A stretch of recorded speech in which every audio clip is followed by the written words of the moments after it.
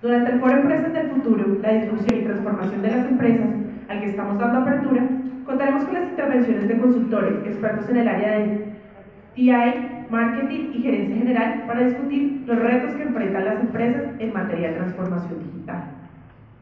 Además, contaremos con la presencia de líderes empresariales que compartirán sus experiencias y casos prácticos que les han permitido alcanzar el éxito en sus compañías. Nuevamente agradecemos su presencia y damos paso a la primera ponencia a cargo de Martín Soubelet, socio de la división de Advisory Service en EY Colombia, quien expondrá acerca del estudio Megatendencias realizado por esta consultora. Martín es licenciado en IESE en Relaciones Internacionales y tiene más de 15 años de experiencia en consultoría en varios países. Actualmente es socio de la división Advisory Service de Ernst & Young, con foco en las soluciones ERP y en industrias de consumo masivo, supermercados y médicos. Démosle la bienvenida.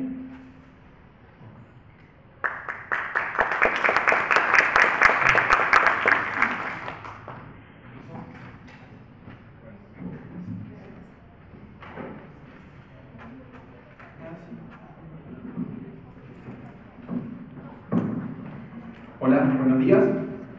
¿Sí me escuchan? Genial. Vamos poniéndole energía a la mañana o de hoy, en una mañana interesante que vamos a tener. Bueno, para mí es un gusto poder acompañarlos en la mañana de hoy, poder iniciar con lo que vamos a presentar, que es un estudio que hizo la firma a la que yo pertenezco, que es EY. Es el segundo estudio que se hace, el primero se hizo en el 2018, y que básicamente de lo que habla es de las tendencias que nosotros estamos viendo en el mundo de los negocios.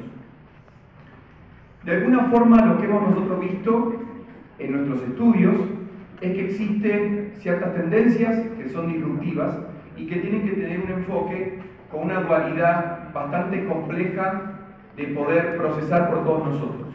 Y es que estas tendencias, y que son disruptivas, tienen que ser vistas desde un punto de vista muy amplio para poder comprenderlas, pero al mismo tiempo son tantas y cambian a una velocidad tan veloz, tan rápido, que es necesario poder centrarse en algunas de ellas. Si nosotros habláramos del estudio previo que hicimos en el 2016 y de ahí hacia atrás, podríamos llegar a concluir de que muchos de nosotros no vemos a la disrupción o a los cambios tan dramáticos que estamos viendo, no los vemos necesariamente como una oportunidad, sino más bien los veíamos en el pasado como una amenaza. En este caso, en estos años, evidentemente nos hemos dado cuenta de que los cambios van a seguir sucediendo, que no van a desaparecer, al contrario, cada vez los procesos se aceleran todavía más, y entonces de alguna manera nos damos cuenta que si en el pasado eran una amenaza, pues hoy pueden empezar a convertirse en una oportunidad. Ahora, la forma de poder hacer que estas tendencias se conviertan en una oportunidad, fundamentalmente se centra primero en poder entenderlas, qué son, de dónde vienen, a qué nos van a llevar, y fundamentalmente para poder aprovecharlas tenemos que en un mar de información, en un montón de cambios que se están sucediendo cotidianamente, pues tenemos que empezar a ser capaces de poder priorizarlas. Esa es la clave para nosotros poder aprovechar los cambios y no sentirnos atropellados, amenazados por ellos. Hoy por hoy, muchos de ustedes pertenecen a diferentes industrias y seguramente todos tendremos ejemplos de cómo nuestras industrias han venido cambiando, nuestro trabajo, nuestro saber hacer ha venido cambiando. Los bancos en el pasado nunca se imaginaron que la competencia iba a venir de sectores que eran tan lejanos como la tecnología.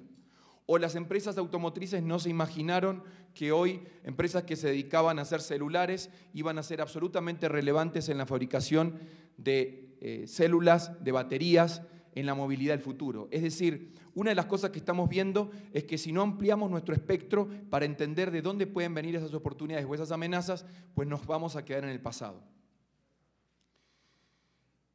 Esta visión que yo los invito a tener amplia acerca de lo que vamos a ver, quizás la forma en la que la mayoría de todos nosotros inicialmente vamos a creer es que van a ser tendencias de tecnología. Y efectivamente la tecnología es una fuerza muy poderosa, disruptiva en los negocios de hoy. Pero al mismo tiempo mi invitación a tener una visión más amplia es a entender a que suceden también fenómenos políticos, fenómenos sociales, incluso fenómenos climáticos que hacen que todo lo que estamos acostumbrados a ver cambie de manera muy dramática.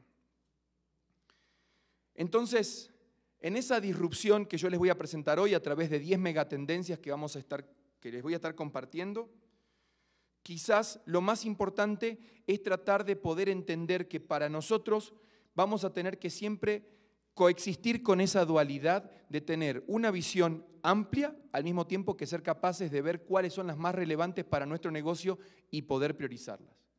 Nosotros como firma de consultoría, como asesores, cuando nos encontramos con diferentes empresas y con diferentes ejecutivos, una de las cosas más comunes que escuchamos es: yo ya no alcanzo a entender este cambio cuando ya se vino otro.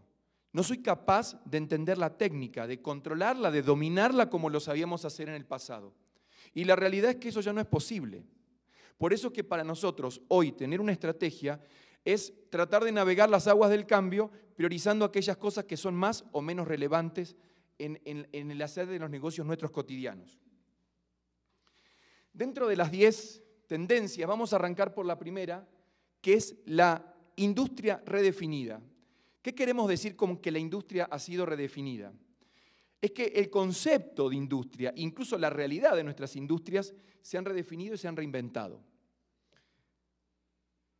Antes de Internet, podríamos decir, pre-Internet, así como era una especie de hito en el desarrollo y en la evolución de los negocios, existían ciertas competencias, ciertos activos, ciertos conocimientos que eran necesarios y particulares para operar en una industria. Además eran únicos, es decir, si yo sabía de la industria financiera, pues de alguna forma esa era mi saber hacer y esa era una barrera de entrada de otros hacia lo que yo hago, lo que yo opero. Por eso, como hablábamos, ese conocimiento, esos activos, ese saber hacer, de alguna forma se transformaron en el pasado en barreras. Lo que hoy estamos viendo es que con la innovación digital y con otras fuerzas, esas barreras que en el pasado eran tan fuertes, ahora desaparecieron. Entonces nos empezamos a dar cuenta que hay compañías que compran a otras de industrias en las que no pertenecen. Entonces nos damos cuenta que Amazon compró una empresa que fabricaba productos orgánicos, alimentos orgánicos. Y uno podría decir, bueno, pero ¿qué tiene que ver una cosa con la otra? Justamente eso es lo que se empieza a ver. La compra de compañías de industrias a las que no pertenecen o no compiten, las alianzas empiezan a verse entre industrias que antes uno no se hubiera imaginado que iban a operar en conjunto. Y aparece una nueva forma de competir. Ya no se compite entre una compañía con respecto a la otra, sino que en realidad estas jerarquías de nodos, de empresas que colaboran entre ellas, empiezan a convertirse en unos ecosistemas y la lucha o la competencia futura ya no va a ser empresa contra empresa, sino que va a ser ecosistema contra ecosistema. Cuando hablamos de ecosistema, por ejemplo, podemos decir que hoy, antes existía Ford, existía General Motors, existía Toyota. Hoy el desarrollo de la industria automotriz está en manos de ecosistemas que colaboran. Entonces nos damos cuenta que para el desarrollo de la movilidad del futuro están operando la industria automotriz, pero también están operando las industrias de tecnología, están operando los que fabricaban hasta hace un poco tiempo, fabricaban celulares, hoy fabrican las baterías de los automóviles. Si tenemos más tiempo porque la movilidad es autónoma, empezamos a darnos cuenta que hay empresas de medios, generadoras de contenido, que empiezan a ser relevantes en la experiencia de conducir del futuro, porque si no voy mirando la carretera, probablemente vaya mirando una película o vaya escuchando música. Incluso se está empezando a experimentar, por ejemplo, como poníamos el caso de la industria automotriz, con nuevas formas de poder comprar esos vehículos. Hoy por hoy uno puede ir a una tienda, un supermercado, por ejemplo, y va a encontrar pues, un carro a escala, modelo, uno lo puede tomar. Con realidad aumentada puede ver ese carro y ver cómo sería con el color que deseo, cómo es su interior. Puedo incluso elegir la forma en la que lo quiero de manera absolutamente personalizada. Puedo pedirlo e incluso voy a poder saber en qué estado de la producción está hasta que me llegue a mí como consumidor. como les decía, toda esa forma de competir que conocíamos en el pasado se rompe para poder nosotros entender que ahora se compite por ecosistemas. Hoy, por ejemplo, cuando decíamos que la industria como concepto se ha cambiado, uno podría decir, bueno, tomemos una empresa que es paradigma de la disrupción y de la innovación como podría ser Amazon. ¿Qué es Amazon? ¿Es una empresa minorista? Alguien podría decir que sí, tiene razón, pero también alguien podría decir que es una empresa logística y también tendría razón. Alguien podría decir que es una empresa de tecnología y también tendría razón. Alguien podría decir que es una empresa de alimento y también tendría razón. Amazon es todo eso y la verdad, créanme que no les interesa que los califiquen o que los encasillen en una industria en particular. De hecho, sería una limitante para ellos tener esos paradigmas de lo que yo hago. El segundo punto que se transforma es el futuro del trabajo. Una tranquilidad para todos nosotros, lo que hemos estado viendo en estos estudios de 2016-2018, no es necesariamente que vamos a ser reemplazados por máquinas o que vamos a ser reemplazados por robots, sino que los humanos nos vamos a volver cada vez más eficientes, cada vez más inteligentes.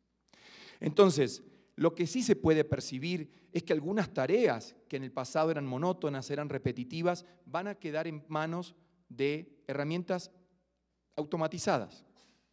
Por lo tanto, las organizaciones pueden empezar a prever que van a tener mucha más capacidad humana para dedicarla a tareas de mayor valor, a tareas más estratégicas. Obviamente, no solo la inteligencia artificial, por ejemplo, está transformando las tareas repetitivas. Hoy por hoy la inteligencia artificial está empezando a meterse con la tarea de los médicos y pueden empezar a diagnosticar. Es decir, no solo aquellos trabajos que nosotros hubiéramos considerado fácilmente reemplazables por las máquinas están amenazados, sino que incluso profesiones muy sofisticadas pueden en el futuro ser reemplazados por estas herramientas tecnológicas. Quienes tenemos niños en la primaria, hay una estadística que es bien interesante y el 65% de esos niños que hoy están en la primaria van a trabajar en trabajos que hoy no existen. No están creados. Pero no solamente pensemos en que hay trabajos que no van a estar creados, es que hoy el sistema educativo no está preparado para formar a esa gente. Entonces la presión que se genera sobre las estructuras educativas de los estados es absolutamente central. Y la brecha que existe de diferencia entre los países más o menos desarrollados va a tender a agravarse cada vez más. Quienes más sepan van a tener una enorme ventaja competitiva con quienes no puedan hacerlo. Además, dentro de lo que es el trabajo, nosotros estamos viviendo más. Estamos viviendo más años. Por lo tanto, no nos vamos a pensionar a la edad que nos pensionábamos siempre. Seguramente eso se nos va a pasar. Y vamos a quedarnos mucho más años trabajando en las organizaciones, sumando un montón de experiencia en una etapa de la pirámide laboral en la que ya uno veía siempre un recambio. Otra cosa que va a ocurrir fuertemente es que las nuevas generaciones ya no empiezan a ver la estabilidad de un trabajo como una ventaja, como algo positivo. Entonces, las organizaciones y las compañías que estaban acostumbradas a contratar, que estábamos acostumbrados a contratar muchas personas cada vez que las necesitamos, ahora nos vamos a tener que dar cuenta que tenemos que cambiar nuestra visión, flexibilizar nuestros esquemas de contratación, porque resulta que las personas simplemente van a ser autoempleadas y van a trabajar de manera autónoma. Hoy en los países desarrollados, el 75% de las personas son personas que trabajan por cuenta propia. En los países emergentes es un poquito más bajo del 50%, un 46%. Sin embargo, esa brecha tiende cada vez a hacerse más y más sostenida. Conclusión sobre el tema del trabajo. Las tecnologías van a cambiar la forma en la que hacemos nuestro trabajo. Los contratos sociales van a cambiar, los contratos laborales van a cambiar. Las brechas entre los países que sepan más y sepan menos se van a agravar. La política pública educativa tiene que cambiar, los sistemas educativos van a tener que cambiar. Hoy hay muchas organizaciones, la firma a la que yo pertenezco es una, en donde ya estamos desconfiando de la posibilidad o de la capacidad que tenemos de poder evaluar el potencial de un candidato en base a su experiencia académica. Hoy no estamos pidiendo títulos, estamos pidiendo que tengan habilidades. Y eso es bien dramático. Imagínense un futuro de trabajo en donde tener un título no signifique nada, sino que tengamos que tener la experiencia de saber hacer. Eso es algo bien extremo y que ya hoy está sucediendo. Los procesos de reclutamiento finalmente también van a cambiar. Hoy por hoy, cada vez que nosotros queremos contratar a alguien, generalmente le pedimos la hoja de vida, evaluamos dónde estudió, cómo no estudió, cuáles fueron sus resultados.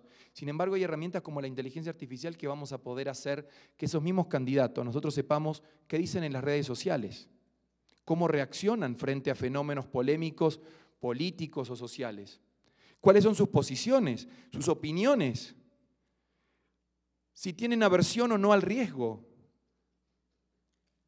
El perfil que nosotros pudiéramos hacer de un candidato, evaluando toda la información que no está estructurada dentro de un currículum, de una hoja de vida, es infinita.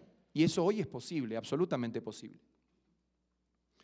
Otro fenómeno interesante, y quizás de los más obvios que podemos ver dentro de esta disrupción, es la que todos nosotros hemos visto, la de ser superconsumidores. ¿Qué es en esencia un superconsumidor? Pues, si uno tuviera que decir cuál es el cambio más grande, es que tenemos toneladas de información, sabemos muchísimo.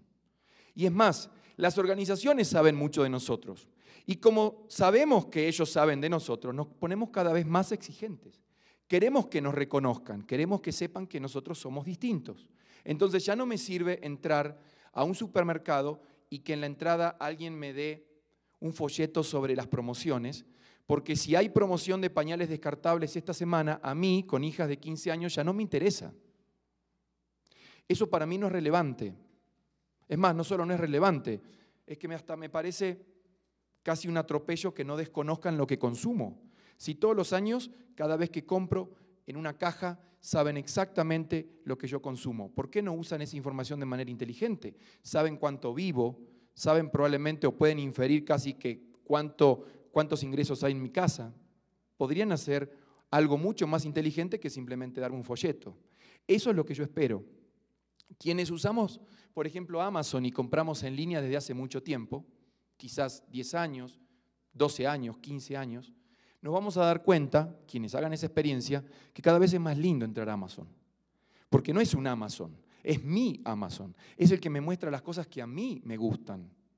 Me muestra los CDs que a mí me interesa escuchar. Me muestra los libros que a mí me interesa leer. Me muestra la ropa del deporte que a mí me gusta practicar. Es absolutamente fascinante entrar en algo que me conocen con ese nivel de profundidad. Si esa experiencia de una página no la podemos aplicar en la economía real, en el comercio real, pues vamos a tener serios problemas para conectar con nuestros consumidores. Entonces, ese reconocimiento, esa tecnología y esa alineación de experiencias entre lo que yo espero y lo que el proveedor del servicio o del producto me da, va a ser absolutamente central. Vamos a tener también algo que empezamos a, no sé si todos lo han sentido, pero ¿no sienten como una especie de gran hermano que todo lo sabe y que a veces casi que se adelanta a las cosas que nosotros queremos hacer o decir? Entonces nos metemos a Google y uno dice, uy, Google, ¿cómo adivinó que yo estaba buscando esto? ¿Cierto? Bueno, lo que está empezando a ocurrir es que la tecnología y la forma en la que nosotros usamos esa interfaz con la tecnología ya no es el teclado y la pantalla solamente. Es que los amigos psicólogos, si acá hubiera alguno, van a tener muchísimo trabajo en el futuro. Porque las experiencias de interactuar con esa tecnología van a estar diseñadas a medida de los humanos. Hoy las herramientas que nosotros podríamos considerar de inteligencia artificial son capaces de entender la ironía, la metáfora. Son capaces de entender si estoy enojado o si estoy triste o si estoy deprimido por alguna situación. Entonces, la posibilidad de reaccionar frente a esos sentimientos que me generan las experiencias es mucho más preciso de lo que jamás nos hubiéramos imaginado. A tal punto que empieza a aparecer una amenaza muy seria. Y es que hoy yo no sé si las decisiones las estoy tomando de manera verdaderamente autónoma. Ustedes saben los escándalos que ha habido, por ejemplo, en Estados Unidos, donde todavía obviamente no se ha comprobado, pero hay fuertes sospechas de que la opinión pública es manipulada. Y es manipulada con la intención de generar comportamientos a nivel de votación, pero también se puede manipular a nivel de generar comportamientos de consumo o de lo que ustedes quieran. Y vamos a ver cómo eso genera una necesidad de tener mecanismos regulatorios que operen con ese nivel también de sofisticación. Esta regulación es la que les decía recién. Hay cosas que no necesariamente son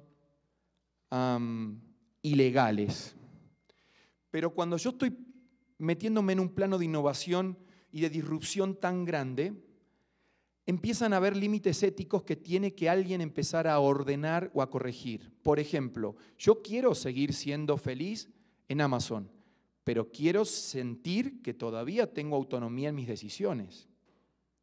Yo quiero seguir usando Facebook, pero al mismo tiempo quiero sentir que no están con noticias a veces manipuladas, que no están manejando mi opinión que tengo sobre los temas. Entonces, la regulación, que siempre es un tema polémico para foros en los que estamos hablando de innovación, porque la regulación parece ser algo monolítico, algo rígido, que frena al innovador, al emprendedor, empieza a ser muy importante con todos estos fenómenos que estamos viendo. Entonces, ¿qué sucede? Pues que para equilibrar la balanza entre los consumidores y las compañías, tiene que haber mecanismos que regulen y protejan a los consumidores de todas estas herramientas y todos estos fenómenos que estamos hablando. También es importante para nosotros entender que dentro de lo que es la regulación, vamos a tener que empezar a interactuar entre los entes públicos y los entes privados. La innovación dentro de la regulación es ser colaboradores, porque yo como empresario también tengo un riesgo enorme de innovar en un modelo de negocio sin saber si a futuro no me va a caer algún tipo de penalidad o algún tipo de infracción sobre lo que estoy haciendo. Yo necesito un marco regulatorio ordenado y predecible. Entonces, ambas partes, privado y público, deben colaborar en esa regulación. Cosas que vamos a ver con el tema de las ciudades es que cada vez, y por eso les decía de tener marcos de visión muy amplios, las ciudades cada vez van a tener mayores cantidad de residentes en las urbes. Y los problemas que vamos a tener de infraestructura, de contaminación, de movilidad, cada vez van a ser mayores. Ya estamos viendo, por ejemplo, en ciudades como la nuestra, aquí en Bogotá, que los temas de movilidad e incluso de contaminación empiezan a ser temas sensibles a nuestra calidad de vida. Y si nosotros, que somos por ahí un poquito más grandes, no lo hacemos, nuestras generaciones posteriores van a empezar a decidir dónde vivir, independientemente de si tienen o no el trabajo ahí. Entonces van a empezar a aparecer ciertas preocupaciones muy genuinas por parte de los entes que tienen que ordenar esto. Entonces la movilidad se va a transformar con cosas más eficientes, de manera más autónoma, vehículos que contaminen menos, probablemente eléctricos, plataformas que permitan colaborar en el transporte. Entonces, si yo vengo desde Chía hasta el centro, yo solo en un carro, quiere decir que me sobran 4 puestos, pues probablemente a futuro empiece a haber herramientas, que ya las hay en otros países, que nos permitan compartir esos viajes entre todos mis vecinos. Entonces vamos a venir, en vez de 1 en un carro, vendremos 4 en un carro. Y el día de mañana, como pasa muchas veces en Estados Unidos, habrá tarifas diferenciales para quienes hacemos un uso más inteligente de la movilidad. Asociado a lo anterior, y que tiene que ver con esa acumulación de personas en grandes ciudades, vamos a ver una especie de contrafenómeno, que es el tema de las comunidades innovadoras. ¿Qué son las comunidades innovadoras? Y que se empiezan a ver sobre todo en países europeos y en Estados Unidos. Pues lo que empezamos a ver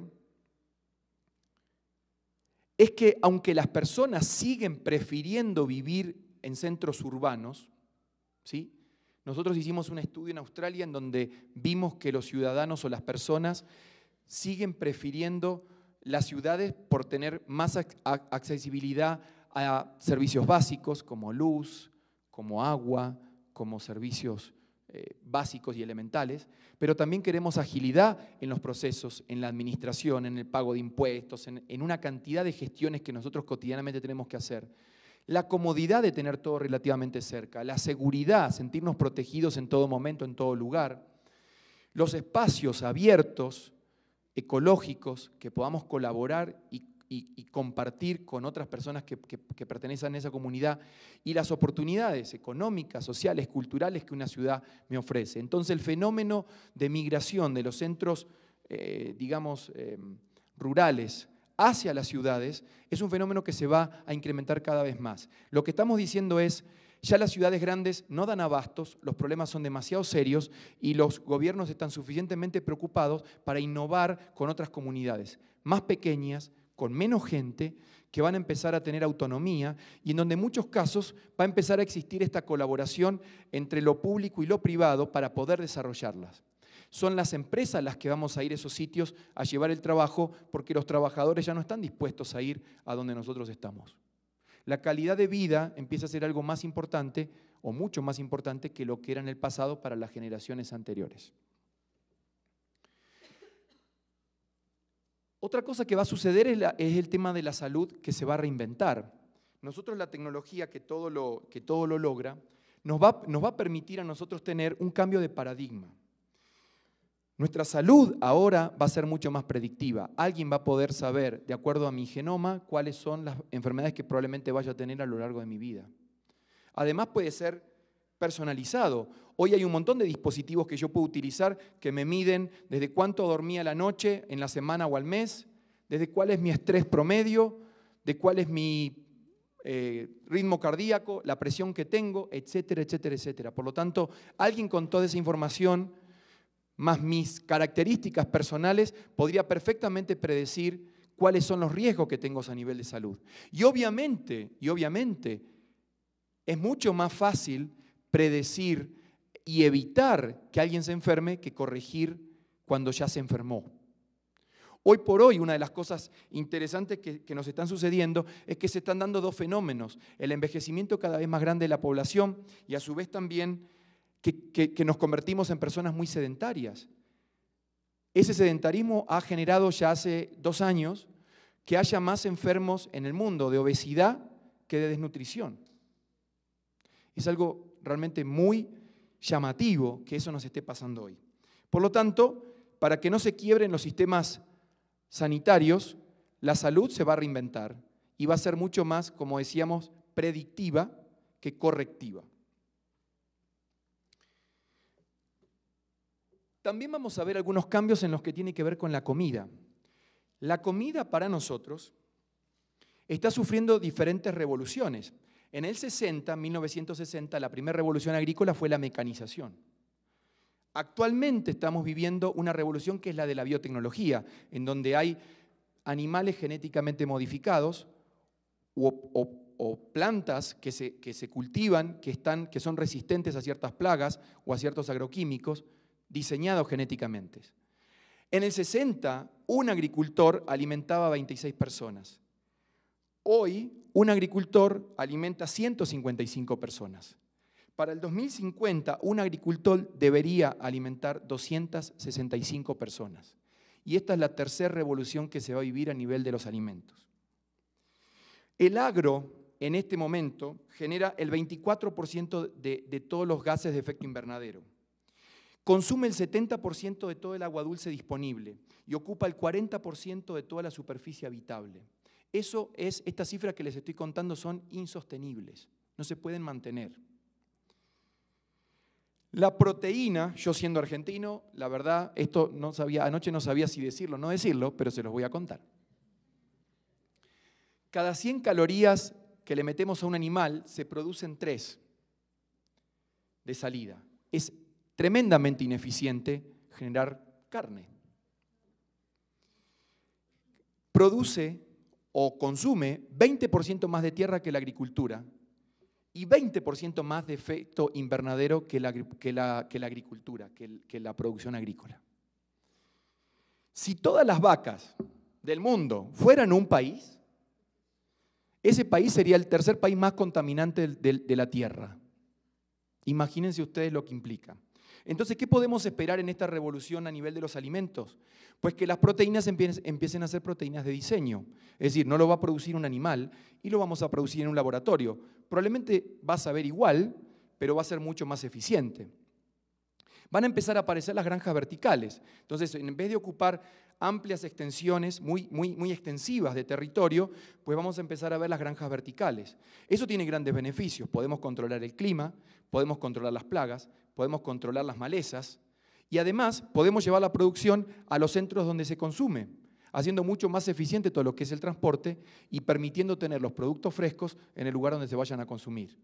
Entonces, ese es el segundo cambio grande que vamos a ver. Y el tercero, el del bioma humano. ¿Eso qué significa? Nosotros sabemos qué alimentos son buenos, pero lo que podemos llegar a saber hoy es qué alimentos son buenos para Martín Subelet. ¿Por qué? Porque él tiene una predisposición a ciertas enfermedades y metaboliza los alimentos de una manera distinta que aquí está aquí a mi lado. Entonces casi que voy a poder diseñar los alimentos en base a mi condición específica. Finalmente, ya para cerrar, la última tendencia, la de la economía molecular. ¿Qué significa esto de economía molecular?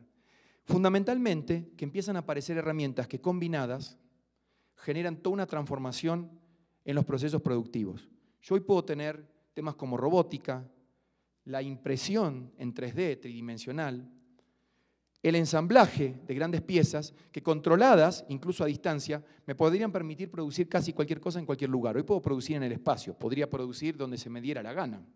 Entonces, una de las cosas que vamos a ver, por ejemplo, es que el famoso concepto de industria y fabricante en un sitio, transporte al lugar donde se consume, eso no va a ser necesario. Voy a poder producir lo que quisiera cerca o en el lugar en donde lo voy a terminar consumiendo. Hay un tema interesante que es el tema de la nanotecnología. Esto fue el manejo o la técnica de poder manejar mecánicamente o estructurar pequeñas, absolutamente pequeñas piezas. Entonces, por ejemplo, hoy podemos decir que IBM desarrolló o tiene la capacidad de poder poner un bit de información en un átomo.